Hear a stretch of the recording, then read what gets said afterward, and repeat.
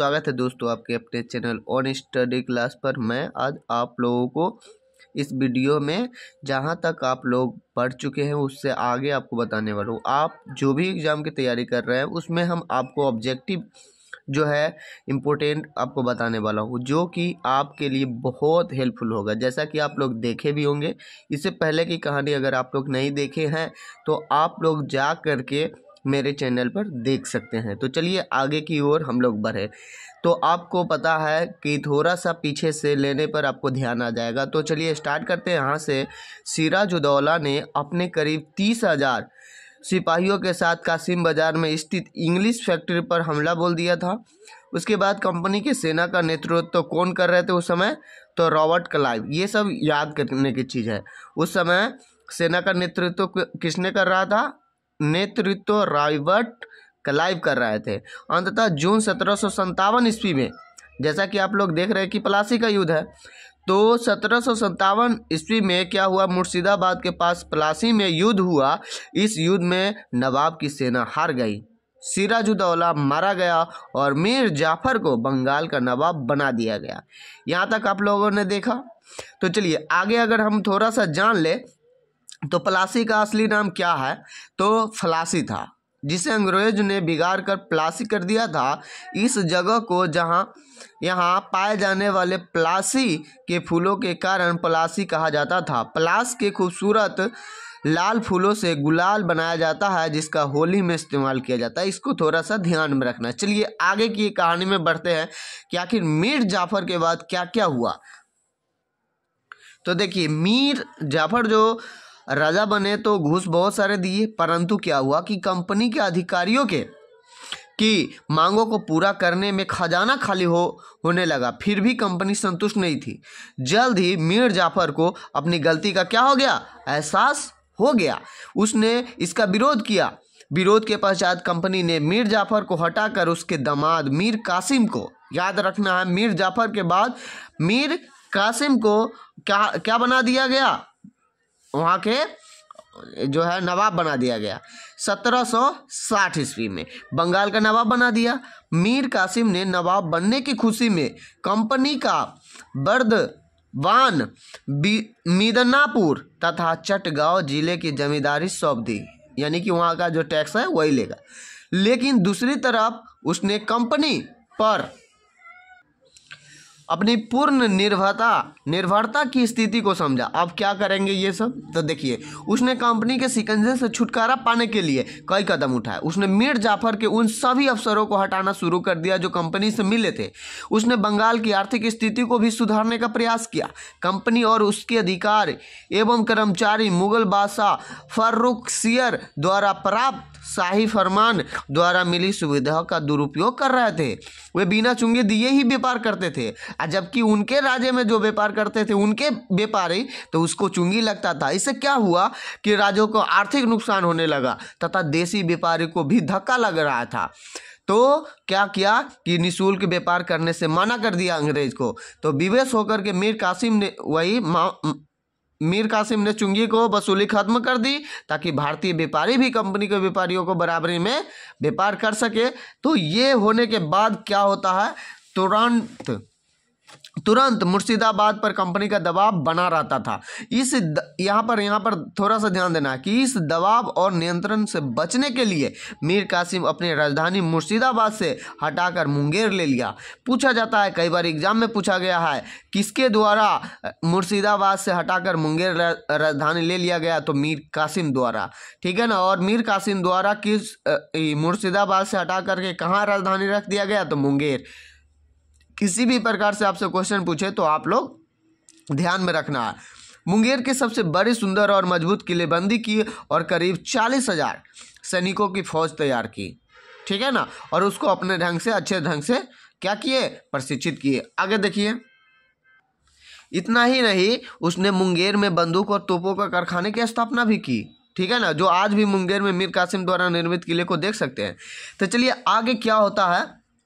मीर कासिम ने महसूस किया कि वह अकेले कंपनी के फौज का सामना नहीं कर सकता, क्योंकि उसके पास, आप समझ ही रहे हैं कि गोले बंदूक है ना। तो मुगल शासक शाह आलम और अवध के नवाब शुजाउद्दौला से मदद मांगी। अब देखिए ये तीनों मिलते हैं और चलते हैं कहाँ पर, युद्ध के लिए। तीनों की संयुक्त सेना की कंपनी की सेना के साथ पश्चिम बिहार के बक्सर नामक स्थान पर क्या हुआ, 1764 ईस्वी में लड़ाई हुई, जिसमें भारतीय सेनाओं की हार हो गई। जैसा कि आपको पता होगा, इस हार के पश्चात 1765 ईस्वी में शुजाउद्दौला और शाह आलम ने इलाहाबाद में क्लाइव के साथ समझौता पर हस्ताक्षर किए। समझौते के अनुसार ईस्ट इंडिया कंपनी को बंगाल, बिहार और उड़ीसा, जो उस समय एक ही साथ थे, दीवानी मिल गई। इससे कंपनी को इन प्रदेशों से राजस्व वसूली का अधिकार मिल गया। तो थोड़ा सा हम लोग इस बात को भी जानते हैं। बक्सर को कहते हैं कि वेद मंत्रों की रचना करने वाले बहुत से ऋषि यहाँ हुए। इस स्थान के वेद गर्भ कहते हैं, जहाँ गौरी शंकर मंदिर के पास एक तालाब है जिसका पहले नाम था अगसर। क्या था, अगसर, अर्थात पाप का दमन करने वाला। कहते हैं कि वेदशिरा नाम के एक ऋषि ने दुर्वासा ऋषि के उकसाने के लिए व्याघ्र का रूप बनाया। इस पर क्रोधित होकर दुर्वासा ने उन्हें शाप दिया, किंतु व्याघ्र ही बना रहा।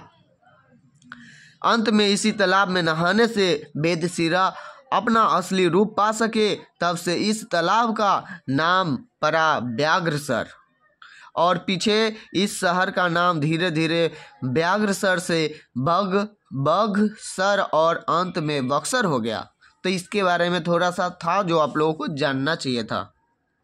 अब जो है अंग्रेज बंगाल पे जैसे ही अपना प्रभुत्व जमा लेते हैं, उसके बाद उसको जो लगता है कि अब जो है हमारे पास सारा चीज़ है, हम पूरे भारत को कब्जा में कर सकते हैं, तो वो बंगाल के बाद कंपनी ने भारत के अन्य राज्यों पर कब्जा जमाने के लिए लड़ाई, साथ साथ विभिन्न राजनीतिक, आर्थिक और कूटनीति साधनों को अपनाया। यानी कि ज़्यादातर जो है राज्य कंपनी के सैनिक भागती से डर कर उसकी बातें मानने को तैयार हो गए। ऐसे राजा पर अपना नियंत्रण स्थापित करने के लिए कंपनी ने उनके साथ सहायक संधि कर लिया, ठीक है ना।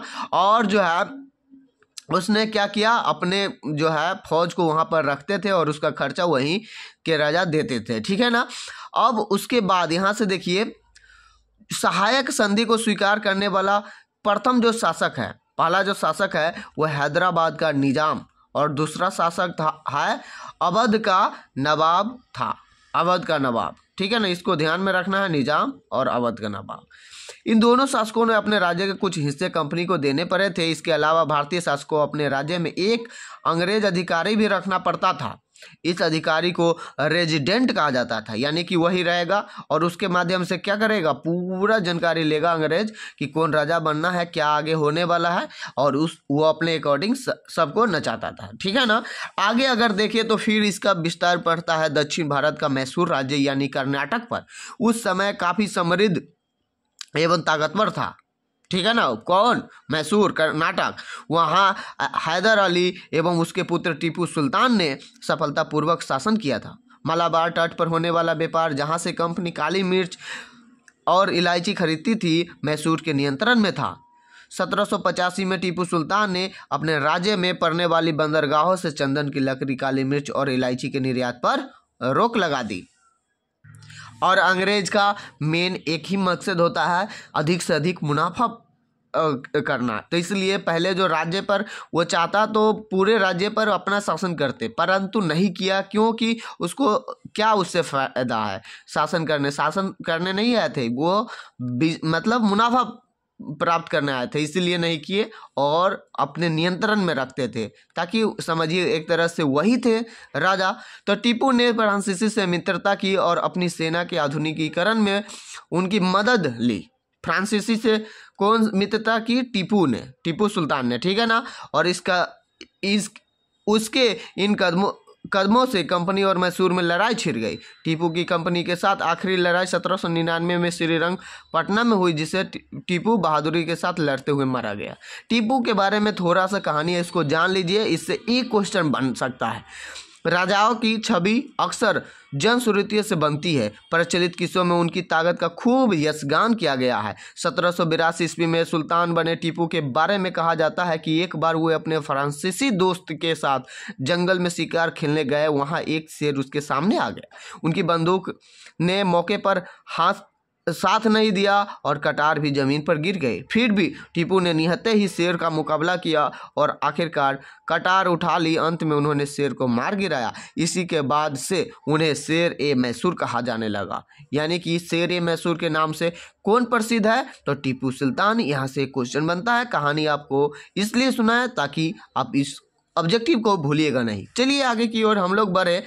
तो टीपू के मौत के बाद अंग्रेजों ने मैसूर का शासन पुराने बोडियार राजवंश के हाथों में सौंप दिया। ठीक है, अब इसके बाद क्या होता है देखिए, अंग्रेज और मराठे में क्या होता है।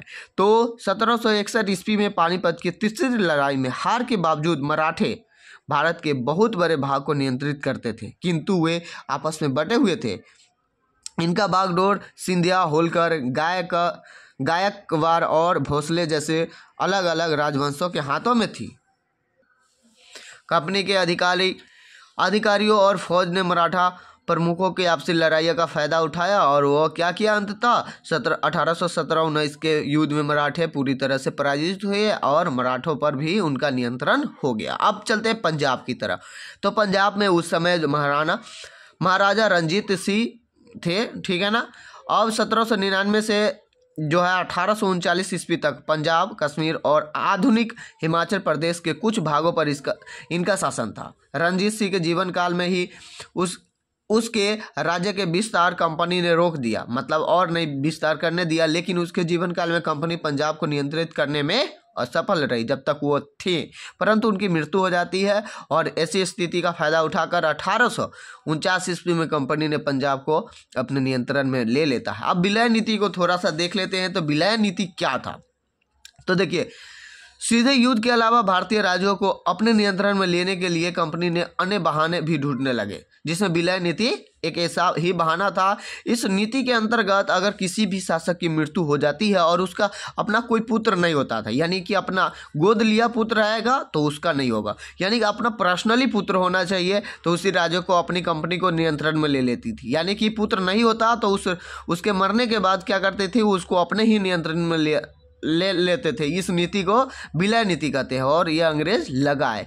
इस नीति के तहत 1848 ईस्वी में और 1856 ईस्वी के बीच भारत के कई राज्य सतारा, संबलपुर, उदयपुर, नागपुर और झांसी कंपनी के नियंत्रण में आ गए। जैसा कि आप लोग सुने होंगे कि झांसी भी जहाँ पर गए वहाँ पर उनके पुत्र नहीं थे और उनके पास एक भाई जो है नाना, उसके पास भी जो है नाना भी है, इनका भाई है, परंतु वो ओरिजिनल भाई नहीं था।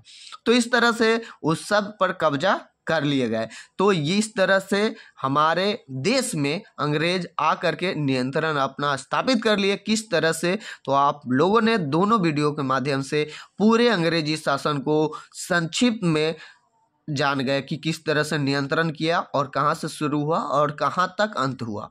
तो आप लोगों से वही मैं कहूँगा कि अगर ये वीडियो देख रहे हैं, अगर वो वीडियो नहीं देखे हैं तो आप लोग उसको देख लीजिए चैनल पर जा कर के, और आपको सुविधा होगा समझने में। तो फिर मिलेंगे आप लोगों से नेक्स्ट वीडियो में। अगर आप लोगों को अच्छा लगा ये वीडियो तो आप लोग कमेंट कर सकते हैं और इस चैनल से जुड़ सकते हैं कि नेक्स्ट वीडियो चाहिए। और भी आप लोगों को किसी भी प्रकार की क्वेश्चन चाहिए तो आप लोग कमेंट कर सकते हैं। मिलते हैं नेक्स्ट वीडियो में। Thank you for watching.